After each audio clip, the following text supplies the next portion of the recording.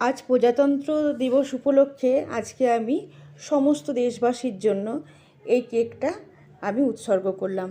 কেকটা আমি খুব সাধারণভাবেই বানিয়েছি। তো একটা কেক টিনের মধ্যে একটু তেল গুলিয়ে নিয়ে কিছুটা ময়দা দিয়ে সাইডে রেখে দিলাম। এবারে একই মাপের বাটিতে ময়দা, চিনির গুঁড়ো আর টক দই দিয়ে দিলাম। এবারে এই চামচে 2 চামচ বেকিং পাউডার আর 1 চামচ বেকিং সোডা দিয়ে ভালো করে মিশিয়ে নেব। মাপটা কিন্তু একই মাপের হতে হবে। আর 2 চামচ মাত্র রিফাইন্ড অয়েল দিলাম, দিয়ে এবারে সমস্তটাই ভালোভাবে মিশিয়েছি। এবার আমি কিন্তু এখানে কোনো এসেন্স ব্যবহার করিনি, আর না কোনো ড্রাই ফ্রুট ইউজ করেছি। এবারে আমার ব্যাটারটা খুব ভালোভাবে স্মুথলিভাবে আমার ব্যাটারটা করা হয়ে গেছে। এবারে 3টে বাটির মধ্যে আমি ভাগ করে নেব।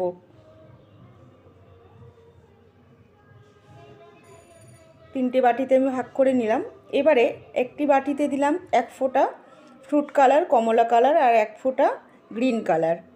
একটা অরেঞ্জ কালার, একটা গ্রিন কালার দিয়ে আমি কালারটা একটা গেরুয়া কালার এসে গেছে আর একটা সবুজ রং হয়ে গেছে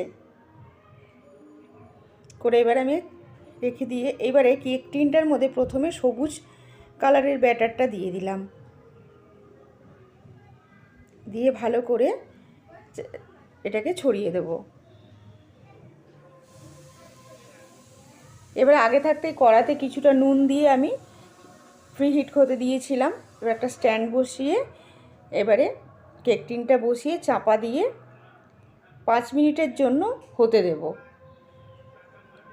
5 মিনিটের মধ্যেই জমে গেছে। এর ওপরে দিয়ে দেবো সাদা রঙের ব্যাটারটা। এবারে ভালো করে ছড়িয়ে দিয়ে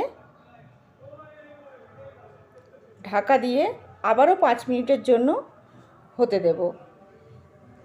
5 মিনিট পরে এটাও অনেকটাই জমে গেছে। এর ওপরে দিয়ে দেব গেরুয়া কালারটা, কেননা আমাদের পতাকার রঙের ওপরটায় থাকে গেরুয়া কালার, মাঝখানে সাদা আর নিচে থাকে সবুজ। তো সেইভাবেই আমি করেছি। কেকটা হয়ে গেছে, আমার সময় লেগেছে 25 মিনিট। এবারে নামিয়ে ঠান্ডা হতে দেব।